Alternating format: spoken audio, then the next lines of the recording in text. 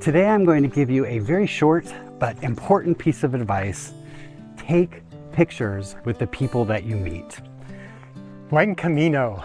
Yesterday we took the hike from Hospital de Órbigo to Astorga, and it was a really lovely hike. We seemed to be returning to the beauty from before we hit the meseta. The meseta was beautiful, but we're getting more trees and more hills and that kind of thing again. This was a shorter walk. It was 17.8 kilometers. We did it in just over 23,000 steps, and it took us 5 hours and 15 minutes with our breaks. There's two routes. So as soon as you leave Astorga, you have two choices. One is the alternate route, and that follows roads, and it is a bit shorter. We did not take that route. We took the main route, which goes out through the countryside and is really a lovely walk. Let's see, it goes through several villages. First was Villares de Virgen, and there was water at the end of that town as you exit. The next town was Santa Bañez, and there was no fountain there. And I can't remember if there were any cafes either. Seems like has to have been early on in that route, but I don't remember any. So be prepared to walk a while before you hit a cafe, just in case. There's some hills in this section, ups and downs, but they're all pretty long and gentle.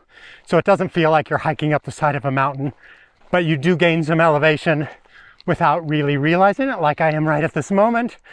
There was a cool little oasis at the top of the hill, and it was called Jardín del Alma, and it was just a little space set up for snacks and crafts, and there was a guy playing guitar, and it just had a really cool feeling to it.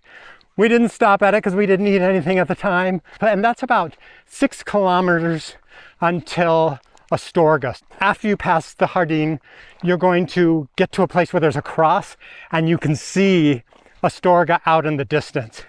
You'll go down a hill from there, and at the bottom, here's your first real chance for a good fountain. And this is a fun one. Next to the fountain is a statue of a pilgrim, and it looks like he's drinking water. If you turn on the fountain, water actually goes up and pours into his mouth. It's a really fun place to get some videos. Then you're in San Justo de la Vega, and it's a pretty sleepy little town, but that fountain, fill up there, and from there you'll walk all the way into Astorga. We stayed at the Hotel Gaudi. This place was really nice. This was our biggest splurge of the trip so far. Rob was telling me about it, and I said, oh, get the cheap room in the back. We don't need a view. And then he surprised me with the nice room with a view, with a balcony, overlooking the Gaudi Palace and the big cathedral. It was a beautiful view and a beautiful hotel, and I'm glad we stayed there. We sat in our window and we had some wine, and it made for a really pleasant afternoon. But we also paid 95 euros for that private room and bath and balcony. We ate groceries all day, so cheap for us that way. But Astorga's a really interesting town. The Gaudi Palace is one of 3 Gaudi structures outside of Catalonia, which I find interesting. And it's a beautiful building. The cathedral is gorgeous. There's lots of other churches throughout town. And they also have a very lively mural culture. So if you walk the streets, you'll find all kinds of murals on the sides of buildings that are really beautiful. Today, I'd like to give a shout out to people we met back a little bit in Leon. We had dinner with them. It was Patricia from Sweden and Elle from the UK. We had some beers and tapas at one restaurant. Then we went to another one for a bunch of tapas, and we had a really fantastic time. It was great meeting you. Buen camino. So today I'm going to give you a very short but important piece of advice. Take pictures with the people that you meet. You are going to meet some really cool people as you walk the Camino. Some of them you're going to stay with for a while. They might become your Camino family, and they might kind of follow you from town to town, and you'll see them in different albergues. You might have dinner with them here and there, and it's very fun, you know, those people that are kind of following you. And then other times you're just going to meet people along the way, maybe on the trail, maybe in a cafe or in an albergue.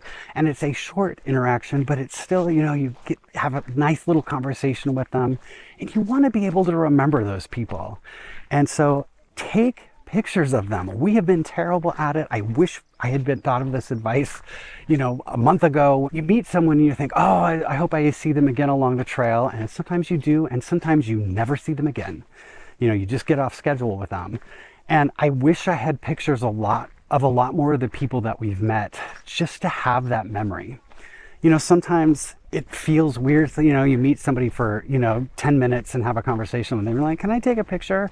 But now that we started doing it, like, no one has said no. And usually they say, oh yes, and can I get a picture too? Because you want to have these memories and remember these people, because you're sharing something totally amazing. That was a big truck. But we're learning our lesson. We're doing better from this point out. And the next time we come, I'm going to take a lot more pictures. So if you can remember that from the start, you're going to have a lot more great memories of the amazing people that you are going to meet out here. So take those pictures, have a great Camino. We do a different video every day that we are walking. I will put the link to our playlist right up here. Today and not tomorrow.